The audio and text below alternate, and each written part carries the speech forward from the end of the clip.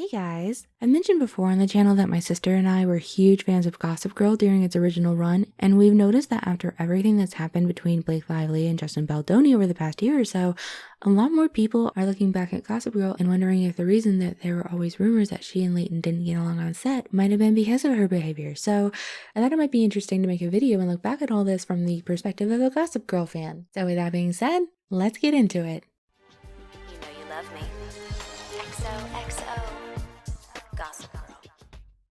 So Gossip Girl was a show based on the series of novels of the same name that ran for 6 seasons, airing from 2007 to 2012. And like I said in the video I did talking about my favorite commercials, my sister and I were hooked from the very first promo we ever saw for the show. So while it was airing, we followed the show pretty closely and would watch behind the scenes stuff and read interviews and all that. And one thing that always seemed to come up was the speculation that Blake Lively and Leighton Meester, who starred on the show as Serena Vanderwoodson and Blair Waldorf respectively, didn't get along on set. In fact, it was said that they, quote, avoid each other like the plague. So even though they denied it, other cast and crew denied it, and they all did their best to quash the rumors. Yeah, there was an article recently saying that Leighton and I were frenemies. And it's frenemies. Is that the new term? Frenemies? Yeah, we're friends, but we're also enemies.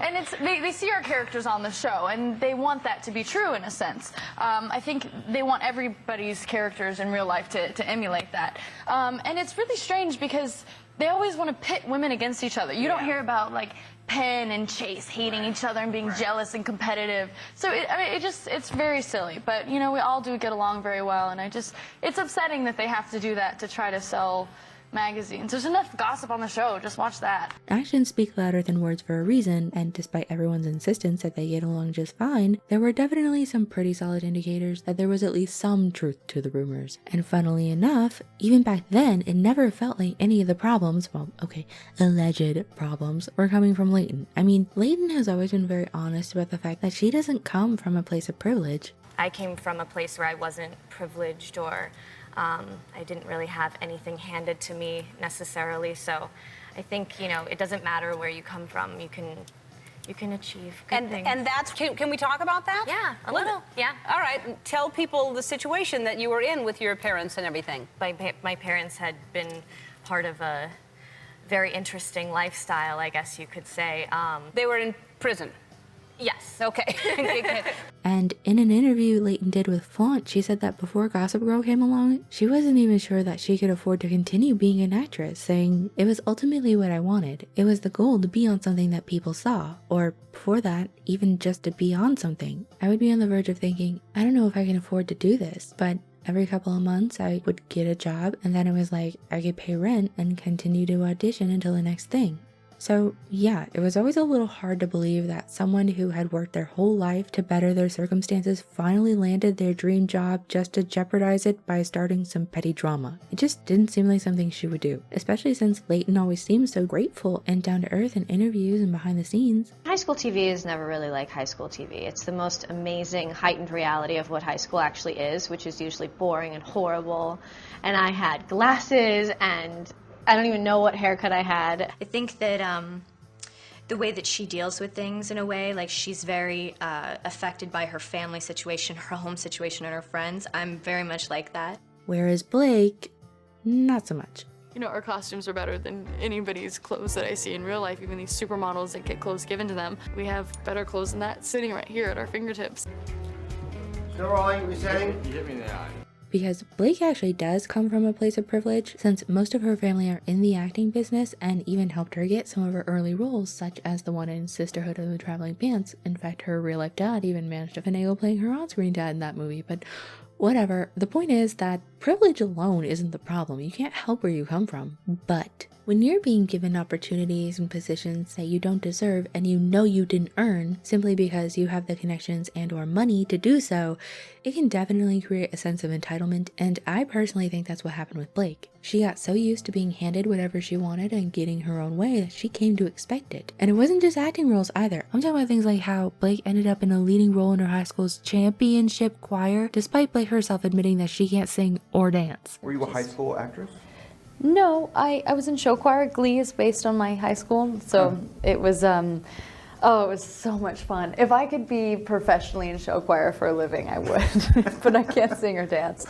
And So how do you end up in a show choir if you can't sing because or I dance? was really excited to be there, and I just I had a very big performance face. I've been a victim of it before in high school. I was involved in a lot of activities, so a lot of people knew who I was. At one point, parents lied and said that my parents had paid the show choir director to put me in the choir because I can't sing or dance to save my life. But you were lead in that choir, I went in there. I was like, I'm supposed to be in this choir. Yeah, I was very like passionate, and you know they put me in the choir. But I lost a lot of friends because of it. Yeah. And Blake can deny it all she wants, but I refuse to believe that a competitive, nationally ranked school choir would not only put someone on the team that can't sing or dance, but put them in the front without money having changed hands somewhere. And it's stuff like that that always made me wonder if this line of Gossip Girl was actually put in there on purpose. I can't believe this. Really? I can. Maybe your good friend F. Scott Fitz Jackass had you nailed in the book. If something doesn't fall right into your lap, Serena, you don't have a clue how to work for it. Because it does seem like by the time that she was cast on Gossip Girl that Blake had gotten so used to getting her own way that she started causing problems almost from the moment she was cast. Because this doesn't get talked about nearly as much as it should, but we know for a fact from Blake's own mouth that she tried to sabotage at least one of her Gossip Girl co-stars, and it wasn't even Leighton, it was Penn who had been cast to play Dan. For whatever reason, Blake not only took issue with his casting, but in a 2009 Glamour article, she openly admits that, "At first I was so upset that they hired him, I actually poisoned the whole cast against him." But then they noticed that he wasn't a jerk and was actually a really nice, charming person. Almost immediately I realized that too, but it took me about a week to admit it. I understand you guys have known each other a long time. Yes. Yeah. Since you were 8? No, 11. No, 11. I was like, He thinks it was less than it was. He thinks it was 8 years. It was definitely 9. Yeah. Years ago that we knew each other. So, before Gossip Girl even started filming, she was already causing problems and trying to manipulate things her way. And honestly, the first time I ever read that article, I was floored. I could not even believe that she actually admitted that. Like, how does someone not see how bad that makes them look? Especially when you went on to date the same guy you self-admittedly poisoned everyone against. Like, come on, if I had been her co-star, I would have never believed another word that came out of her mouth after that. And the thing is, I think that might be exactly why Blake doesn't like Leighton, because turns out Leighton actually already knew Penn from having acted alongside him in the movie Drive-Thru. So she would have already met him and known that whatever Blake was saying about him wasn't true, which I think probably bruised Blake's ego, and we know how well she tends to react to that. So yeah, I think when she realized that Leighton wasn't buying what she was selling, it was like, you believe him over me? How dare you? And from there, she went on to date Penn and seemed to take every opportunity she could to put Leighton down. Like in 2008, when Blake did a panel with the other cast and crew from Gossip Girl at Paley Fest. I don't know what she was thinking that day, but she was just so mean to Leighton during that panel. I mean, remember how Leighton's parents were in prison at the time of her birth? Of course, Blake just had to make a job about it by saying that some of us started in cages. who else didn't want to act in a cage? Well, some of them started. Yeah. And that she hadn't wanted to work with monkeys on set, but ended up working with them anyway, motioning to Leighton as she says it. No pet monkey. Chuck has a matching pet monkey with coordinating outfits, and I was like, I would love to be part of the show, but I can't act with a monkey. And then I got a few of them. Come on, it was a joke. Lord have mercy. And tried to make it sound like she's nicer than Leighton just because she's blonde. I think I'm just brunette because of the books. And everyone knows blondes are nicer anyway.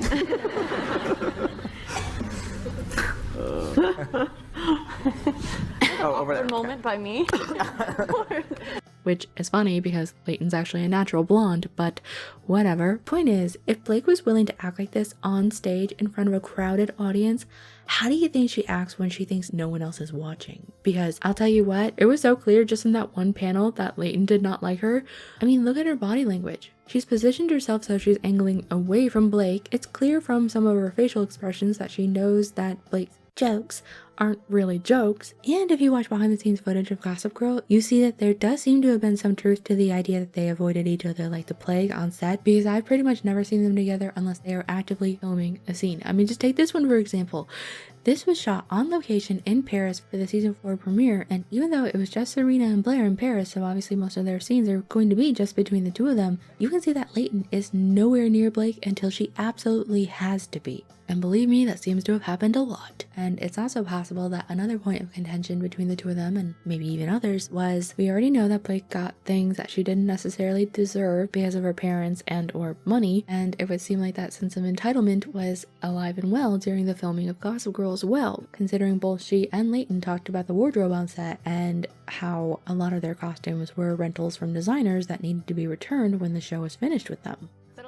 Stuff is like one of a kind, on loan designer stuff that's like only runway, so we get to borrow stuff and send it back. Now too, a lot of designers are just sending us things. We're so happy to be a part of the show and to participate. It also allows us to have access to things that we couldn't purchase. But I guess Blake thought that if she wanted it, she should have it, because not only did she slip people cash to be able to take what she wanted, but sometimes it wasn't even from her wardrobe. This is wardrobe. This is wardrobe. This was on the return rack. I think it was hers. So I had to go and like slip them cash to wear it today. Some of it, if the designers lend it to us, the designers will sometimes say they can take it home.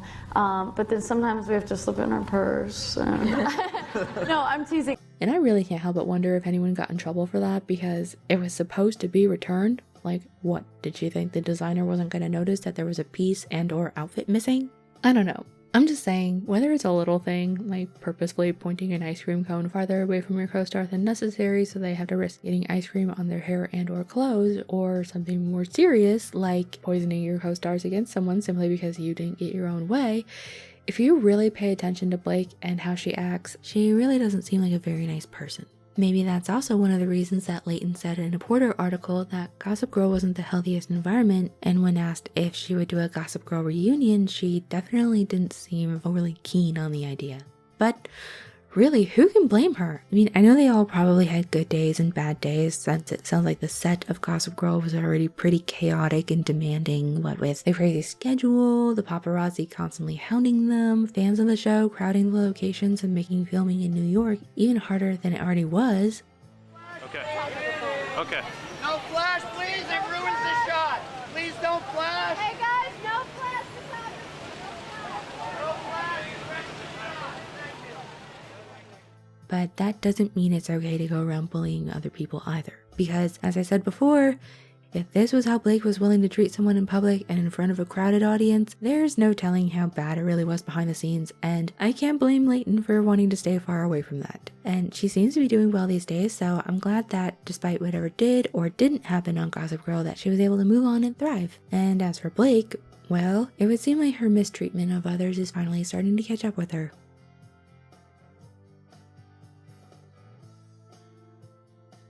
Blake, you say hi to Stephanie, it's my girlfriend. Hi, Stephanie.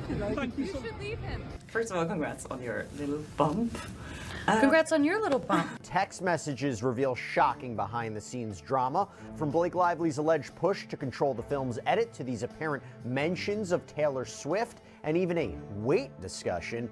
These text messages paint a very different story than what Lively has publicly claimed. Yeah, so that's pretty much my take on the situation.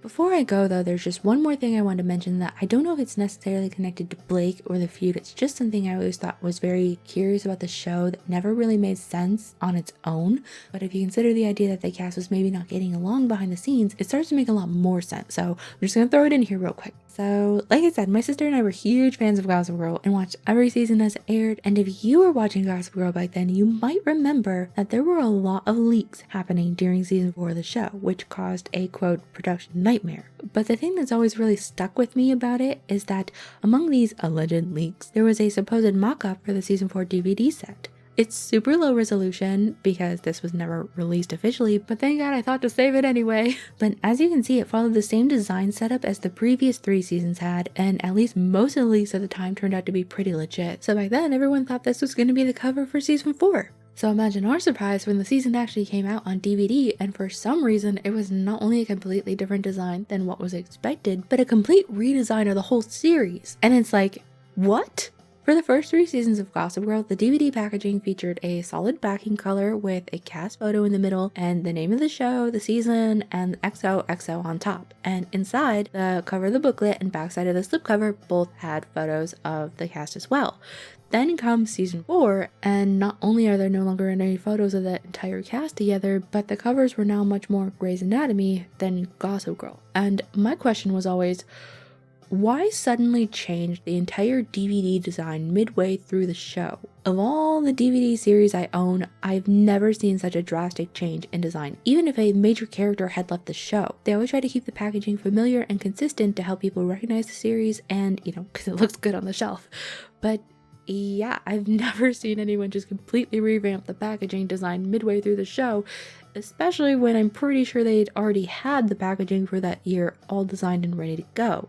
And I think another thing that adds credence to the idea that this was legit is that you can see that the quote leaked design was red, and then the actual official release ended up being red too, so that would suggest that red was always the color they were going to go with that year, and that it also followed the same design pattern as the previous 3 seasons. The only difference was that it reused a photo from the previous season on the cover rather than a new photo of the cast from that year. And it made me think about how, after season 3, you really didn't see any cast photos of them all together, even for like interviews and magazines and stuff. No one can say for sure why that is, obviously, but it could mean that maybe the cast just couldn't get along long enough to do a photo shoot together anymore, and maybe that's why they scrapped the original design and went for this instead, because it would be easier to work with in the future. But honestly, who knows what happened there? It's just something I noticed that I thought was interesting. At the end of the day, though, no matter what happened, I still loved the show. Bruce Kaplan mysteriously drowned. His dentist? Oh. I would just like to point out that most serial killers are high-functioning members of society who lead a double life. She could be trapped in the basement or buried in the backyard. Good idea, Georgina. Why don't you grab a shovel and start digging? The girls are spoiled, stupid, and ungrateful. One snapshot with the socialite and it's all Serena, Serena, Serena. Some tea will calm your nerves. Don't they know that without me, they never see the inside of a fashion tent? They'd be stuck behind the barricades with PETA. In fact, I will leave them outside with PETA. Maybe that'll teach them some manners. But yeah, I've been talking long enough. I'm gonna head out now, but thank you guys so much for watching, and as always, I hope you have a wonderful day or night wherever you are. Bye!